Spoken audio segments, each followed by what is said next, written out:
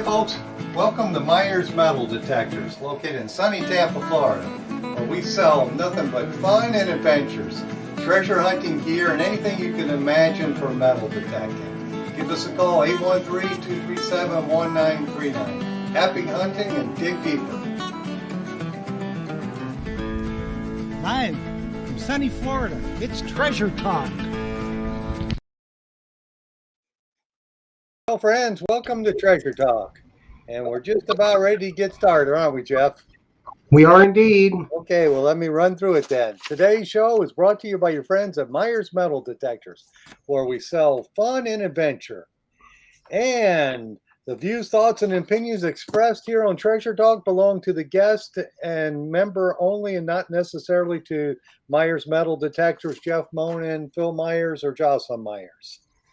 And the purpose of Treasure Talk is to promote the hobby of metal detecting, treasure hunting, and to educate our members in a fun, informative manner. And we have an awesome guest for tonight, don't we, Jeff? Yes, we do. We certainly do. And hopefully the weather down there for y'all is not too bad. I don't think we're really going to get any up here till like Wednesday.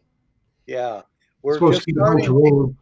Yeah, we're just starting to get some wind and squall lines coming through, believe it or not.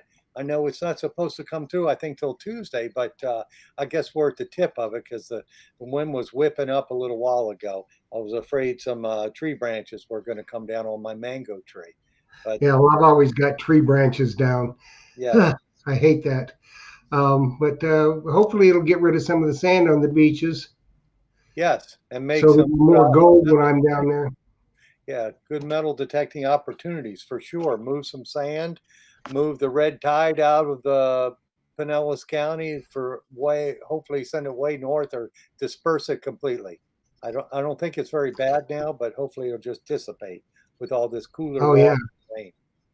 For sure. Yeah, I don't want any of it. I don't want to get in the water with the red tide. No. It's a big no-no. Yep. So what we've got on tour for y'all tonight, we got a great guest. He is Jeremi Mann of Finding Alabama, and y'all need to hunt up his YouTube channel. We'll make sure that it's posted on the Treasure Talk page, a link to it. It's called Finding Alabama. He does a lot of really cool hunts up there, finds a bunch of stuff, even finds Sasquatches and stuff. So let's go ahead and bring Jeremi on, shall we? Yes, bring him on. Hey guys, how are you? Jeremi. Hey, welcome, Jeremi. Good, man. It's an honor. It's a real honor. Absolutely. So tell us real quick first where you're at so everybody knows where you're at. I'm in Dadeville, Alabama. I'm about 30 miles north of Auburn. So if you're familiar with Auburn, Alabama. Okay. My wife was born there. So yeah, close by. Awesome. So we're going to go ahead and get started right away because I've got a list of questions. And first, tell us a little bit about yourself and your metal detecting career. How long ago did you start? Well, it's a little over 17 years ago, I had my first major back surgery. And after my back surgery, you do a lot of physical therapy. And the doc says, if you can find something you enjoy that gets you through these motions I want you to do, well, you can stop coming here and we'll quit torturing you. You can torture yourself. So my wife suggested, because she used to metal detect with her father when she was young, she said, let's buy a metal detector. So we hopped in the car that day and we tore out up to Anniston, Alabama, and we went into the top of an old, I don't even remember what kind of building that was, like a Western Auto. And up in the top, they had a White's dealer up there, and it was great. He had everything. And we picked up an MXT, and that was almost 17 years ago. Yeah. Yeah, a lot of people started with White's detectors. Myself, well, actually, I had a Radio Shack first, but the White's detector was the first one that really got me hooked. I felt like I started out with like a really good unit. I had to learn a lot because when you come in green, it's not just getting out there and digging beeps, especially if you've got a machine with any depth to it. If you don't, like you guys say all the time, if you don't read the manual, you don't spend some time learning the machine, you just as well as have a beginner machine. Right. Absolutely. You got to read the manual. I preach that all the time because most people don't, and I get it because the people call me and ask me, hey, why is this doing this and doing that? And I'm asking them about their settings and they have no idea. Right. So it's best always to read the manual, no matter what detector you're using. You got to read the manual. So you started out with the whites, and of course, whites now is out of business, unfortunately. So now what detectors are you using? Right now, my main go-to machine, probably 65, 70% of the time, is the Fisher F75 LTD. And when I'm not swinging that, I'm swinging the Technetics T2 Black. I like both those machines a lot. I feel like they're really geared for different tasks. A lot of people say that. A lot of people say, well, you can use both for anything. Mm-hmm. But I do truly feel like after a lot of hours on both, that the T2 it really, really shines out in those open areas where you can throw that baby in all metal and that thing will get on down the ground. Mm-hmm. And you get excellent depth with that compared to the F75? Well, I get excellent depth with the F75 too. I think in the all metal mode on the T2, I get a little extra depth in that all metal mode, where the F75 has a less impressive to me all metal mode, but a more impressive to me, in my opinion, discrimination mode. And it's my favorite to use in the really trashy spots or lots of iron. F75 is my grab up and go. Yeah, it's got a real fast target response. So it does. It will do good. Both of those will do good in the iron. I find I get a little better depth out of the F75, and there's a fast mode in both those machines. Absolutely. And I feel like the F75 fast mode is much more usable to me. Both are good, but I get a little better depth on the F75 in that fast mode and really thick iron. Yeah, so you're doing primarily relic and coin hunting? Yes, sir. Mostly old home places, stuff like that. We don't see a lot of battlefields and, skirmish spots. We spend our time mostly detecting the stuff that your average Joe could go out and find if he knocked the door. And it surprises people what we pull out of those yards because you never know. I mean, honestly, you never know what's coming up next.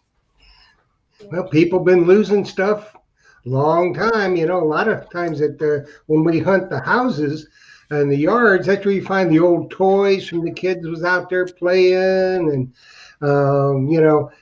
you find the silverware, the true silverware, because they done swiped it out of the silverware drawer and was out there playing mumbly peg or something like that. And that's right. And so you find all kind of stuff. They're rolling around out there and stuff. Coins fall out their pocket. And well, the thing of it is, though, back in the day, in the 40s, 30s, 40s, even mostly up through the 50s, a lot of people didn't have air conditioning. That's right. So they sit out under the shade tree. Well, in the summertime at night, they sat out on the blanket. That's right. Hey, Jeremy, real quick again, I got to ask you where you're from, because the people keep asking on Facebook. So Dadeville, Dadeville, Alabama. Alabama, absolutely. You blink, you slip past it. It's 2 stop sign, 2 red lights, and you're out of here. Okay. So when you're hunting home sites, what's the average age of the home site you're hunting? 20s, 30s.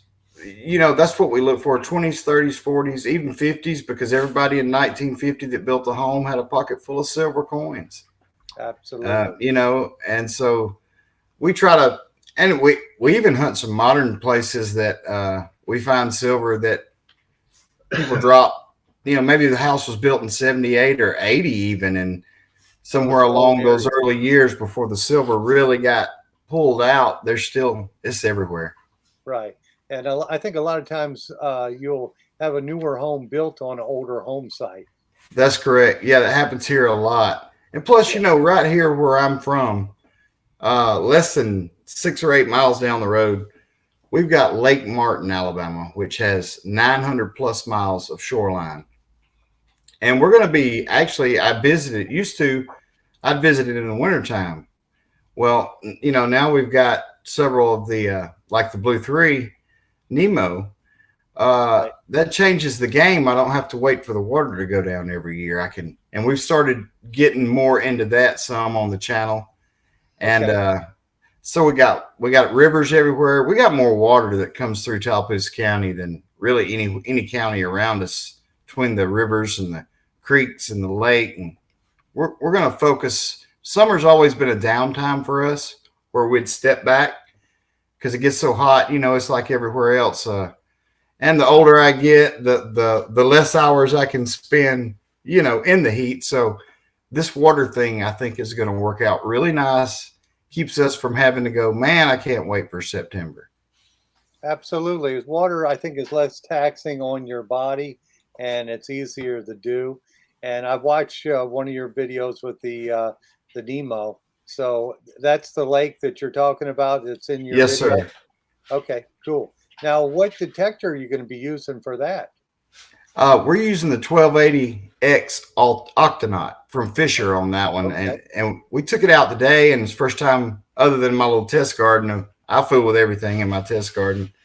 And we took it out today, and I really like it. I mean, you know, it's one of those detectors where if it's not iron, it makes a tone and you dig it. I'm going to do that anyway on the lake. You're never going to get gold if you don't dig pull tabs, or right. You guys know the spiel. I mean, it's true though, because had I not dug about 30 or 40 pull tabs this past winter, my last day before they started letting the lake up, I found a gold ring, because I was just determined I was going to dig everything in the gold range full to. And I think those are the times when I find more of the gold, is when I just make myself. Yeah, make yourself dig all the pull tab signals. Absolutely. Yes, because if you start falling into that lazy little, okay, this one's, I'm pretty sure this is a pull tab, you're not going to know till you pull it up. Right. You just got to do it. In the beach hunting, Jeff and I are used to digging all the pull tabs.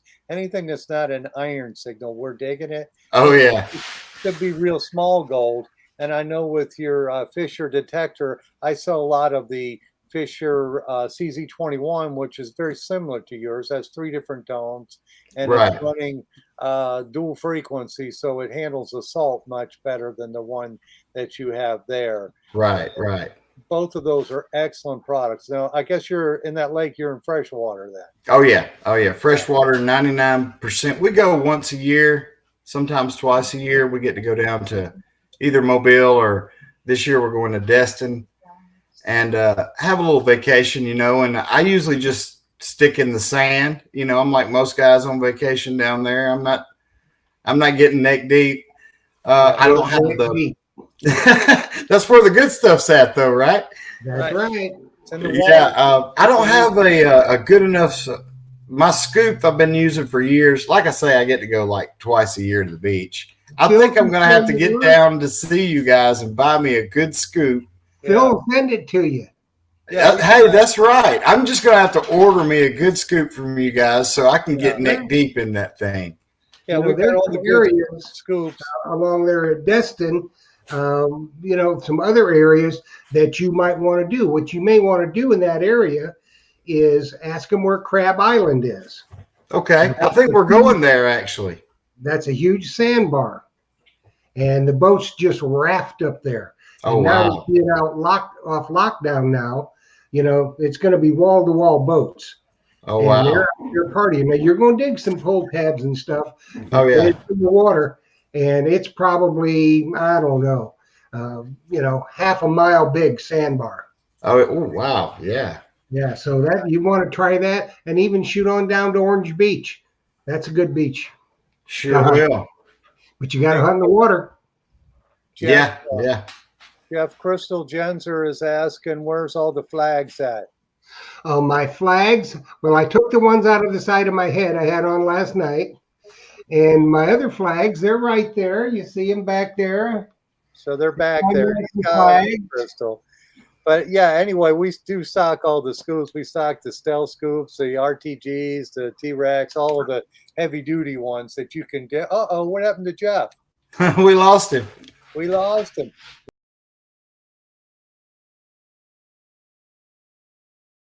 At me. It's the weather here is a little crazy. You there, Jeff? Yep, I'm here. I got some crazy weather here now because I can hear the rain is just whipping up behind me. I had to turn my volume up a little because I started not being able to hear you guys. Oh, So I don't know wow. what that glitch was about. But anyway, I was saying we've got all the scoops, any type of scoop you could possibly want for water hunting. I'm definitely going to have to get in touch with you guys and get hooked up. Absolutely. So, That's Jeremy, right. how did you come up with the name Finding Alabama? Well, we do 90% metal detecting on this channel, but the other 10%, we like to chase Sasquatch. I'm the skeptic. I don't believe in Sasquatch. I have never seen Sasquatch. I've never shook his hand. And I keep telling the guys, I said, either you guys are going to get really lucky or there's going to be some bug spray in the air. But we like to go out and do something different a few times a year. Sometimes we do like old historic sites and stuff like that as well, especially places that, have some history of like paranormal interactions. We don't do much of it, but we like to do something different once in a while. Okay, so that's how you came up with Finding Alabama? That's right. Try to put everything under one tent, Yeah, well, that's cool. So no close encounters with Sasquatch? Not yet. We're going again the end of July with Jonathan Odom. He's the #1 guy here in Alabama. He's got a huge YouTube channel. And to get invited by him was really cool. And he's invited us back for a second hunt. So we'll be bringing that to you sometime early August. Okay, that's cool. Well, what you need to do when you find Sasquatch, you need to get Russ and Carrie, and they can do a nail in the foot video about Sasquatch. There we go. And also, if you're going to have a really good picture of Sasquatch, you need Carrie to shoot it. Right, that's right. And Russ will probably try to hook him up with a detector. Yeah. Oh, too funny. Absolutely. All right. So, Jeremy, I'm going to go down some of my questions here. And Josh, you've got some for me too. The first one I have here, what was his first find when he got started? And that's from Gracie Hall was asking that. Okay. Well, it's interesting. I got that MXT, and the first place I think most people start is their yard. And we were living in an old home place in Ashland, Alabama, a few miles north of here. And I had dug a few junk targets, of course. And then the first real good find I ever found was a 2 Franks from World War II. And it was in that condition in the bottom of a jar that was busted, that had a mason jar lid. It was all smashed down from time, Mm-hmm. That was the only coin in that jar. And so I was hooked. I mean, it was like I was hooked. Oh, yeah. It only takes one coin, one cool find to get you hooked for sure. That was it. And then, before you knew it, I had XLT and DFX and all those guys, just trying to learn, pushing myself to learn what each setting meant, what it did to the detector, how it changed, how the ground would change. There's a lot, along the journey, there's a lot to learn. But it is. Like you guys always say, if you just read, and focus on what everything operates, you get way ahead of the game. Absolutely. Yeah, that's for sure. I used all those White's products too, and I really hated that they shut down because I did too. It's sad to see them go. Yeah, well, Phil won't say it, so I will. He was White's #1 dealer how many years in a row? Wow. Probably 10 years in a row for the whole, I guess, the southeastern U.S. And then the distributor, the southeastern distributor was bought out by the Dwight in Alabama. He was the distributor. And I think he had 14 states. So we were their #1 local dealer. Because I love their products. To me, they were the best display ever of any detector. Oh yeah, that V3i, I spent about 5 years with that thing. Yeah, But still have it had the mine. best display I've ever seen. Yes. And I'm just sorry to see them go, but I understand, what happens with companies. But Absolutely. yeah, for sure. So, what is your oldest find that you've found so far? Oldest find. Let's see. Anything, coin, anything. I found a mid 1800s, well, just past 1860s padlock in fairly decent shape. That's probably my oldest find. I found some 1870s coins and stuff like that, but that's about my oldest find as far as and it come out of a little park up here that's used to be years ago cornfields with an old home place up there. I've pulled seeded dimes out of there, all kinds of really cool stuff, but nobody just walking by looking at it would ever think for a minute it was anything but a walking track. Right. But Well, that's where you find a lot of things. Yes. Me and I got two my buddies that come over here where I live in this one little park. I mean, we pounded it to death, and I still find silver over there. And they got a Same walking way. track. And a lot of times you'll find silver along the walking track because people are out there walking, fiddling in their pocket and doing this, that, and the other thing. So, That's right. And I always look in those parks. I'm always hoping that they're going to do some remodeling and dig a little dirt up before they do some other type of plant facility in the park, and try to hit it before they do some construction after they scrape the sod away. Have you ever? Well, Man, I missed Yeah, that's I what missed I a good did over here. opportunity. yeah. If you get lucky enough for that, you can get some really old stuff because the grass is no longer there. You're down 3 or 4 more inches if it's an old area. And like the park that you're talking about now, did you research that first, or did you just stumble upon it? Well, what had happened is that we had went a couple times out there just metal detecting, and I found like a bell seal and a few other little telltale signs. And so then I went and started researching it a little bit at the library. It turns out it was a girls' school there before the old farmhouse where they raised the corn. So there was several layers of history there, and it's still producing, and people hit it all the time besides me, but every time I go it's still producing here and there. Awesome. Well, We before got a question here off YouTube. Somebody wants to know, and I don't know exactly who it is. How do the Fisher machines compare to the V3i?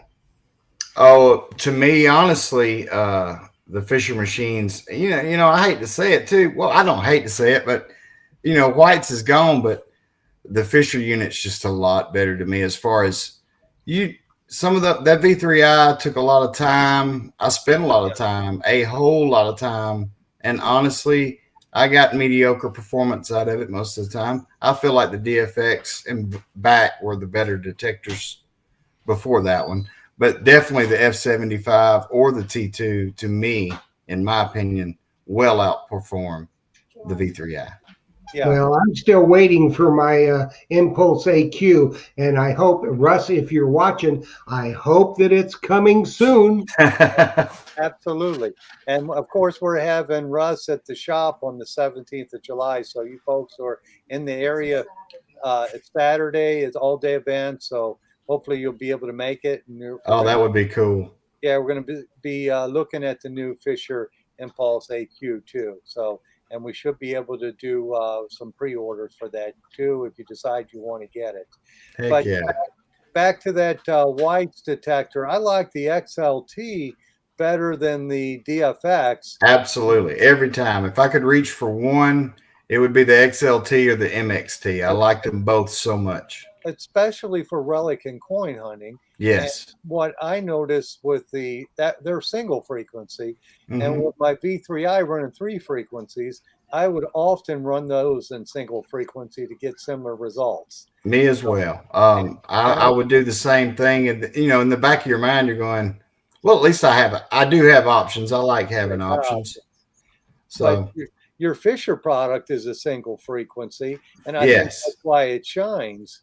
In relic and coin hunting, you're not dealing with salt water, and hopefully you're not in mineralized ground, because I think maybe the multi-frequency might do better than that. But Right. that would So be far, I've had several multi-frequency machines, and they were really good at a lot of things. But in most general areas where I hunt, most of the places I go, even the hotter ground, I just get better performance.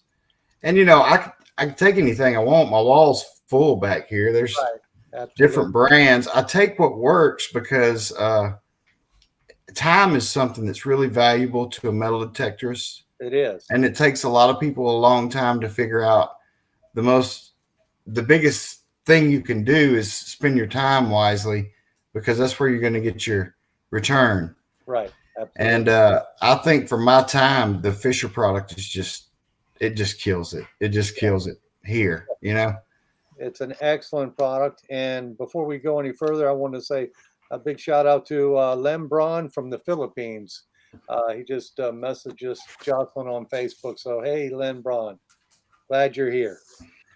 All righty. Well, let's keep going with the research. Now, I've got questions here on how do you do your research? Well, I have a couple buddies that I take with me just about every time I go out, when I go filming too. And one of my buddies is that guy. He is that guy that just loves the research. I'm the guy that loves spending time in the test garden and out in the field with the machines. And luckily for me, he's the guy that loves to get on the computer and find everything. So honestly, for me, that step was really easy, just being friends with Kevin Lacombe and Corey Collier. They're two of my big buddies that go with me a lot. Okay. Shout out to those guys. And they do most of the research, Dan? Kevin does. He's our research guy. I mean, of course, before we all got together and started hunting together, I did my own research. And luckily, we have a fantastic local library where you can have, I've just learned to run a computer. I graduated high school in 1990. There was a typewriter up front, but I've just learned to do a lot of things, guys. Cameras, you name it, how to produce a video. I've never done that up until a year and a half ago. So I'm new to this and trying to get better as I go. Yeah, it's cool that we can do this now. Even so cool. the technology we're using right now and streaming it on Facebook and YouTube at the same time is just it's amazing to me. And we can talk about our hobbies and what we love to do and share it with other people across the internet, like the gentleman I just mentioned in the Philippines. Absolutely. It's just the crazy world we live in today that we can do all this with technology. Absolutely. So Mark Duncan is asking, does he sleep with his F-75 and does he have a nickname? If the wife wouldn't kick me out of, no, I'm kidding. No, I don't. Mark's a friend of mine, and he's a hot mess. That he is. He is a hot Ram detective. On YouTube, though, from Joe Vizzi. Joe Vizzi wants to know, is the Heart of Dixie Motel still there? Absolutely, it is. It's still operating tonight. Yes, sir. By the hour or by the night? Or how? Boy, I don't know. It's been a lot of years since I drove by there. Well, I don't know anything about that motel, but I do know that Joe Vizzi is a friend of mine. He's a cool guy. It's cool that he knows the Heart of Dixie's out here. So that's really cool. He used to go. Yeah, it's got a reputation around these parts, that motel. Okay, well, we won't get into that. Absolutely not. Especially if Does your F-75 have a nickname? Oh boy, yes it does actually. I call it the yardstick because it seems like for 17 years I've watched videos. Well, probably not that long watching videos, but for at least the last 8 or 10 years, I've watched videos on everybody that compares a new detector that comes out. It's the first target they want to measure it up to and see how it does against the F-75. So yeah, the yardstick. Oh, okay. Well, that's cool. Now, I saw you had on your video, you're using a Nemo and then a knockoff brand or a different It's a knockoff brand, the Liu. Okay. And what was your opinion of the two of them? Now we're only so deep in testing both of them so far, but from right out of the gate, hands down, Blue 3 Nemo is just amazing. Yeah. It's amazing. Yeah, I have some customers who use those, and of course, I stock them at the shop. And everybody who's bought them just loves them. I haven't Yes. got a chance to get out and use mine yet, but it's going to happen. I keep saying that. The other unit's very usable. You start running into trouble around 8 foot deep. But it's very usable down to that. It's just the build quality, the attention to detail, the performance, the Blue 3, hands down. Okay. Well, that means an awful lot when you're underneath the water. Yes, it does. Yes, it does. I mean, made in China thing where you're going, and who are you going to call when you have a problem? Who needs that? Yes. So that's another thing, big thing with the Blue 3 Nemo to me is that there's a phone number to reach somebody. If you have a problem or an issue, you can talk to somebody right here in the United States. Yes. And those guys will get you took care of. And that goes a long way for somebody spending money, to me anyway, is the people behind the sale. And those guys have got a good reputation. Yeah, well, he's going to be here next week. Awesome. Yes. And just so you guys know, we do stock them at the shop, and they're just an awesome product, and it's good hearing that from you. And then it looks like my friend Joe Vizzi just said, I was deer hunting a lease in Dadeville for 7 years. I know the area very well. So awesome. He's a big deer hunter. So that's I used to be before I got infected by the metal detecting bug, and it took all other sicknesses I had and rolled them into one. And metal detecting's my favorite addiction. Yeah, absolutely. I quit fishing. I got rid of my fishing boat and all my rods, and it's just, it's once you dig a piece of gold or silver out of the ground, it's over. It's over. It's game on. You just want to do that all the time. Yes, sir. Boats are expensive. They just stand for break out another 1,000. Yeah, that's right.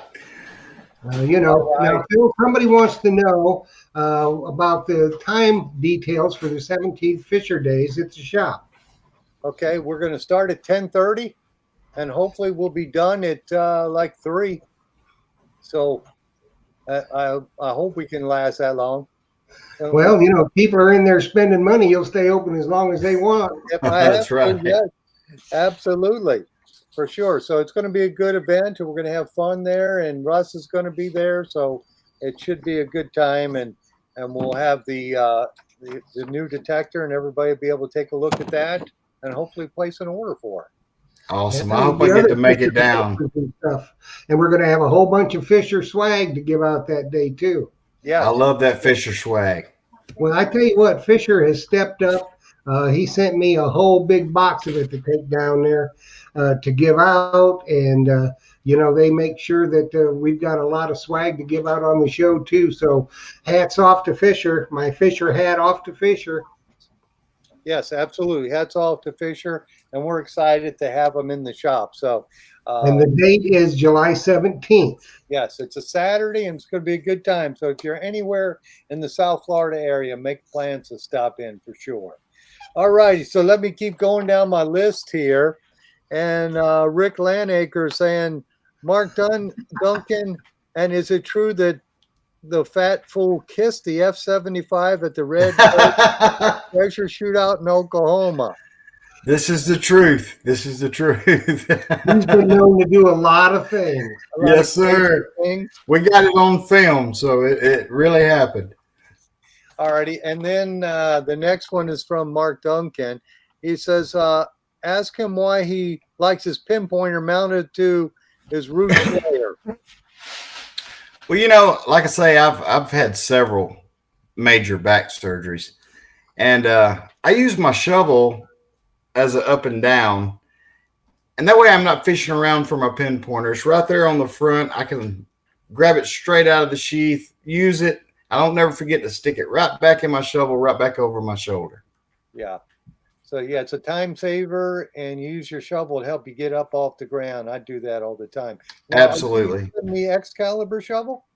Now, what I did is I bought an Excalibur, and I bought it the wrong length. I bought it short, so I'm having Casey is actually fixing to be working on me kind of a custom shovel. So that'll end up in the videos really soon. But I gave Kevin the shorter one because he's shorter than I am, and it was perfect for him.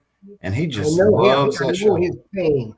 If you see a picture of me standing next to Phil. Yes. Yeah, that's me and Kev. Kev's, he's real short. Well, see, that's the problem we have when Phil and I hunt together. We're out there. I'm neck deep in the water. And I can't, that's, as far as I can go. Phil's out there. He's about chest deep. He's going Kev fits some of those tight spots that it's hard for me to get into, though, out in the woods. He'll just shimmy right up in them. Well, I think my shimmying days are over. Mine too. Yeah, I like the longer length shovel too myself. It just makes it easier. The 31-inch for me is hard to. You feel like you're bending down.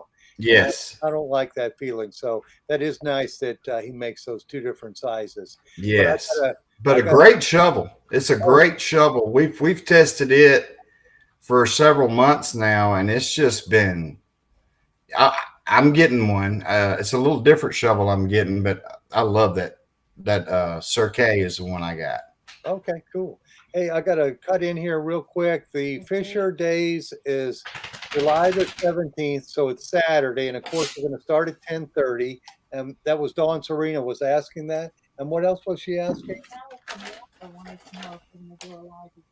Oh, Jeff, I'm sure we'll probably run some live feed on the Treasure Talk page. Yeah. There. They're asking about that, Jeff. So you'll have to do a couple live spots there. Just to show It'll be on YouTube too. Yes.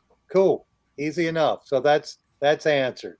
So let's go back. So we were talking about the Excalibur shovels, and you've used it and you love them, correct? They're great. Honestly, the build quality on those things is like a tank. I love the perforations that they weld on for the grip. Yeah, he's got the carry and grip.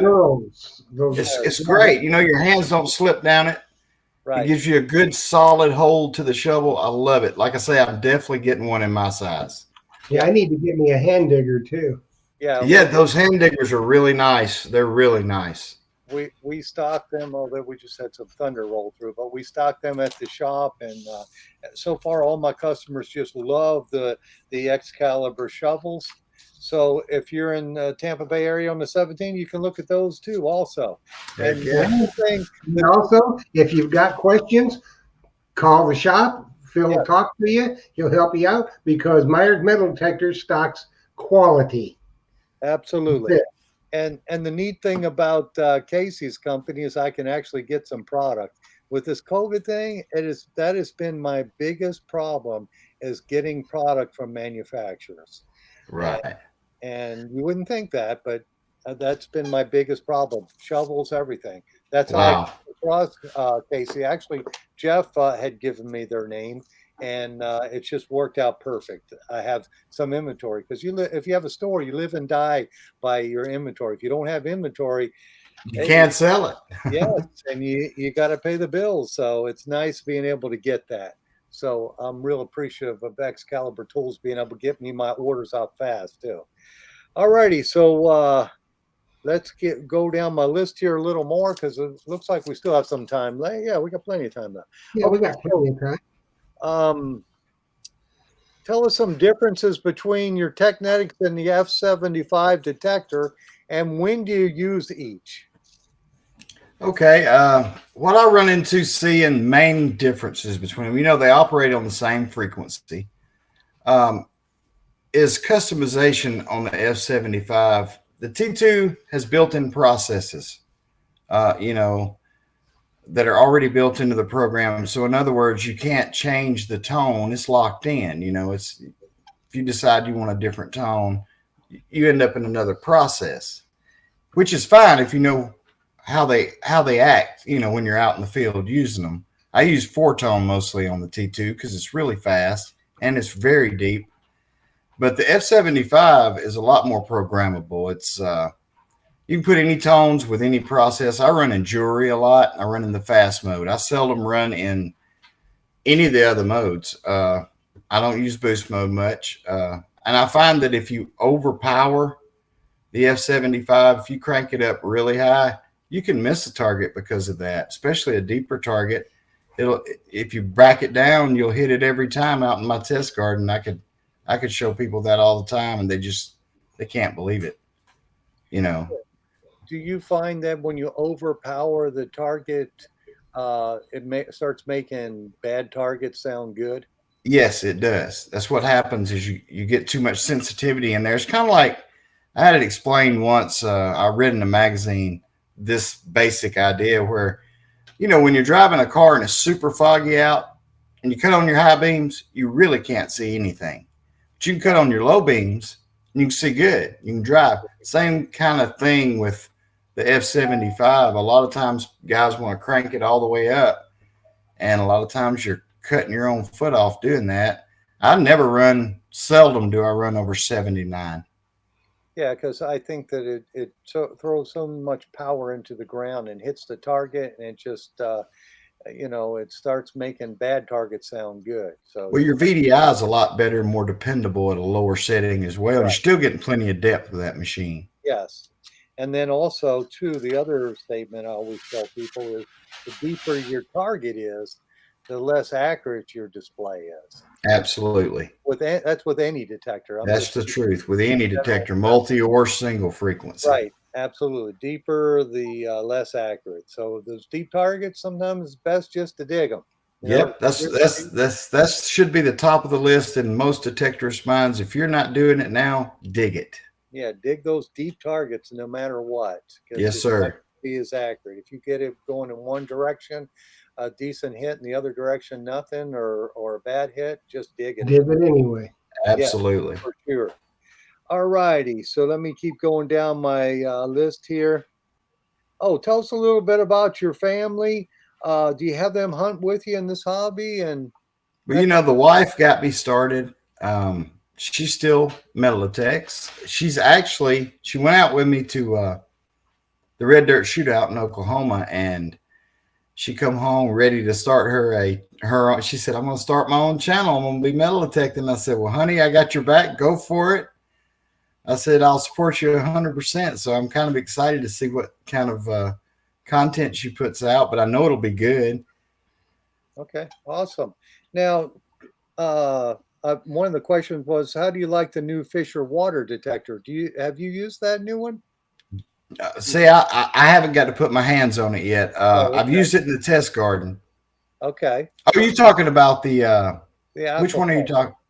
Which AQ, one? The Pulse. Oh, no, I haven't put my hands on that one yet. Oh, okay. I haven't tried it yet either. I'm itching to, but I haven't tried it yet. Did you see it? Was it at the Red Dirt Shootout? It wasn't up there. It wasn't there. I can't wait to see. That's why I'm thinking about driving down to sunny Tampa, Florida for Fisher Days and looking at Jeff's. We'd love to have you. Well, I hope you'll be looking at mine. That's right.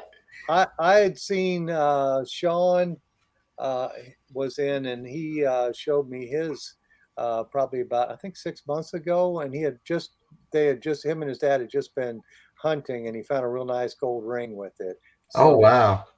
So I had seen them before, but I hadn't been out using one. What'd you think from the first look?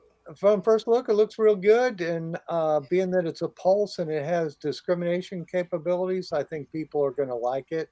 Of course, it's more expensive than your normal detector, oh, yeah. But for serious hunters, I think they're going to be interested in that product for sure. Yes, sir. I think so, too. If it goes deep as he said it went, and other people say, like Joe Beechnut uses it, we had him on the show, and I think that people are going to love it. Oh, absolutely. Good. Well, sure. I know I'm going to love it. When it gets there. Okay, well, let me keep going down my list of questions here. Okay, I got to say this again. It's Saturday, July 17th, and we'll start at 10:30 sharp. So 10:30 and probably till 3, I guess, or 3:30. We'll be in there for sure. And if we got more customers, we'll stay later, of course. I'm not going to lock anybody out. So it'll be a good time for sure. Um, I guess the next question is, will you be attending any other hunts this year representing First Texas? Yes, sir.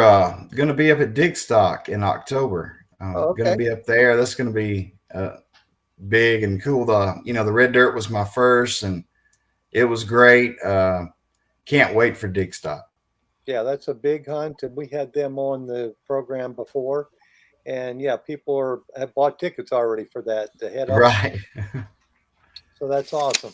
So Jeff, are we doing a contest today, or am I too early?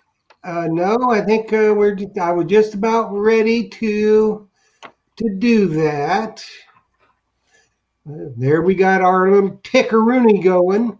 Absolutely. So what we're doing, everybody, we are giving away a Fisher F Pulse pinpointer, courtesy of First Texas Products, and that Jeremy represents Fisher and First Texas. So we had a culmination, I think, of 275 entries off Facebook and YouTube, and I have the name of the winner. And how we work it here is, if you are watching on Facebook, then you can either text or Facebook Messenger Phil or myself if your name is called. If you're watching on YouTube, then you must text, but you have 3 minutes to do that because you have to be tuned in to win. And then the procedure is, and this is the only way we want to do it, is after you text us or messenger us with your name that you are here, then you'll see down at the bottom of the screen in that blue banner, that's the email, treasuretalkshow@gmail.com. The only way you're going to get your prize is if you email your information, your name, address, phone number, all that, to me at treasuretalkshow@gmail.com.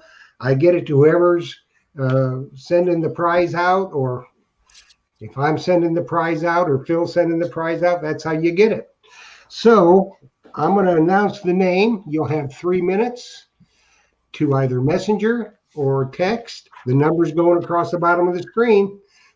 So we have Alexis Collier. You are the winner of a fantastic F-Pulse pinpointer. You have 3 minutes to let us know that you are here. If you are watching, Alexis Collier.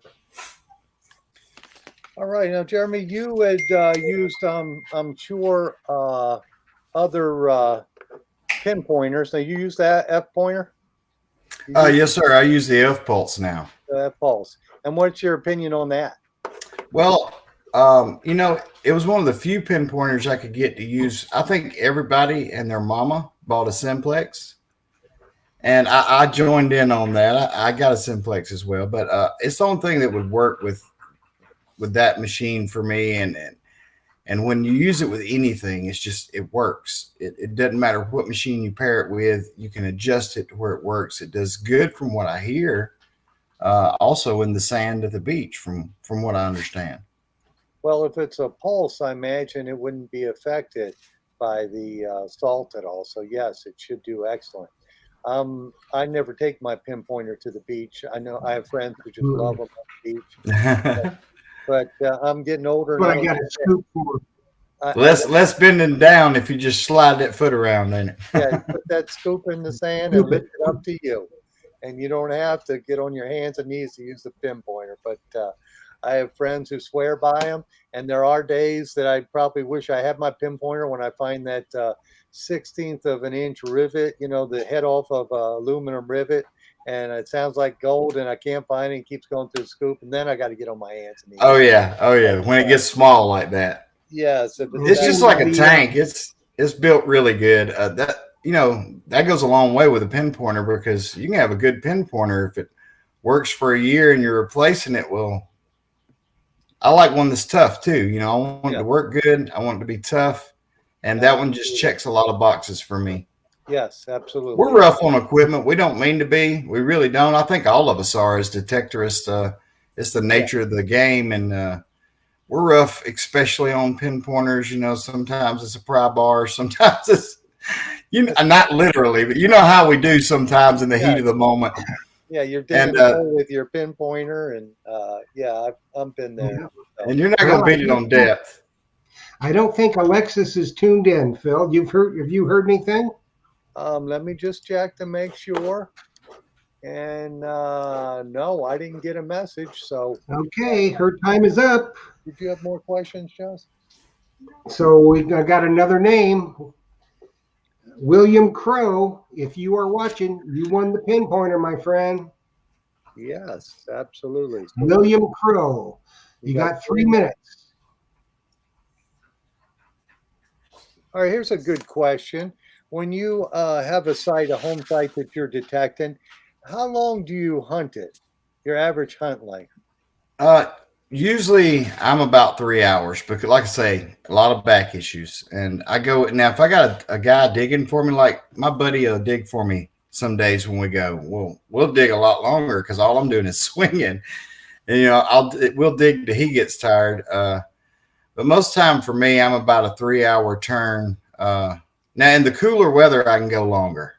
Yeah, everybody go longer in the cooler weather. But this time of year, I'm a short hunt because of the different physical disabilities I have. Right.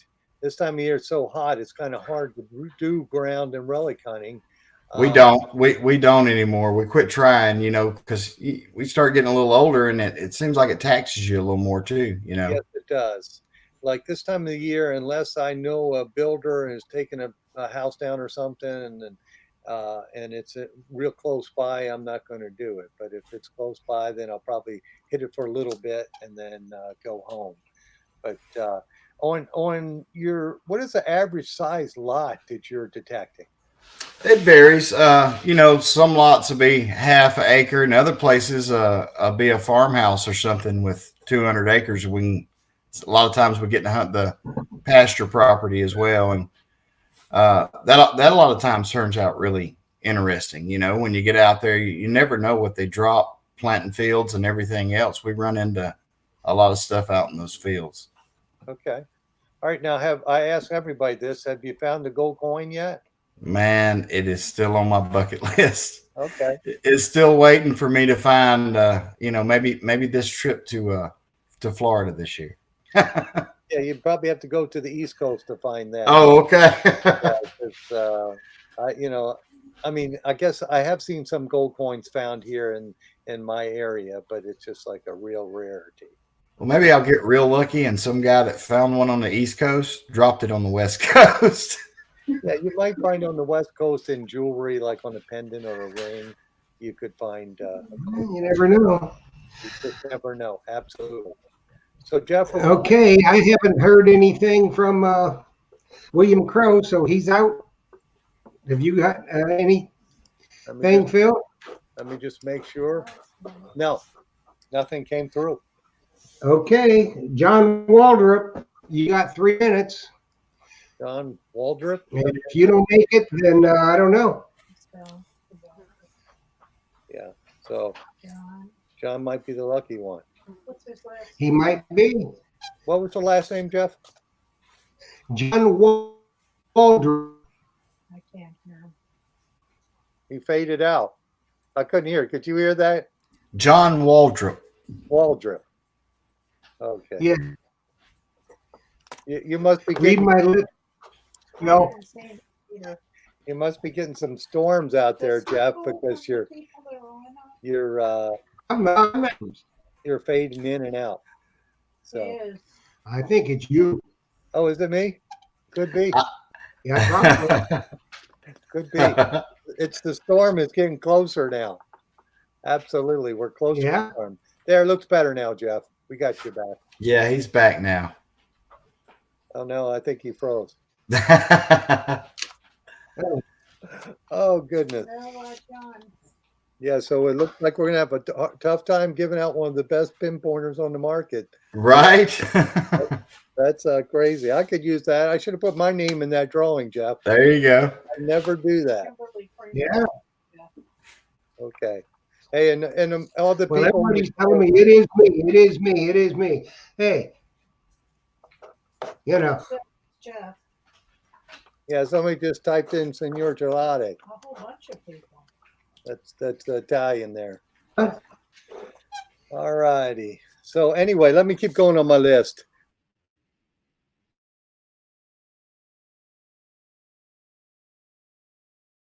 On the show tonight. Well, I'm going to call another name while you read that. The name is Zippity Doo Dah. I'm serious. Zippity Doo Dah. It must be on YouTube. That's the name of the news. Zippity Doo Dah. So. Yeah, that's to YouTube. All right, Jeremy. So let me ask you this question: how do you mount your pinpointer on your shovel? How do you do that? The really thick, wide, the black ties? zip ties, the really heavy guys. I put about 3 of those With on the whole back. Down there in a position I don't put my hands on my shovel anyway, so it's out of my way. Yeah. And it's not in the way you're digging, so I guess you're maybe up about a foot or so. Right. Every time I go to dig, I've already got the pinpointer out on the ground. So, it's out of my way for digging anyway. And the last thing I do before I get up is stick my pinpointer back in, just keep from leaving it there. That's happened before. Yeah. I've had people have them float away or they left them on a site. I've had people say, I left it in the site in the woods and I went back a year later and found it. Oh, wow. I've lost a couple diggers that way. Never left the pinpointer behind. My buddy Kevin, we found his on video this year. He left one. We went back to visit the place to metal detect, and we got lucky enough and found it. Yeah. So, do your buddies that you hunt with use the same Fisher products, or are they using other products? One of my buddies uses a Fisher F75, and the other buddy uses a Technetics T2 Plus. Oh, okay. It's nice. Everybody's using the same manufacturer. Oh, yeah. They were on other stuff until they started hunting regular with me, and they liked the product better. They just like the simplicity of, they're basically really, really simple machines. Yeah. Somebody's trying to get through, Bobby. We didn't call Bobby Anthony, did we, Jeff? That's not a name. No, I hadn't called. Nope. Bobby Anthony. Nope, did not. All right, cool. Then they weren't the winner.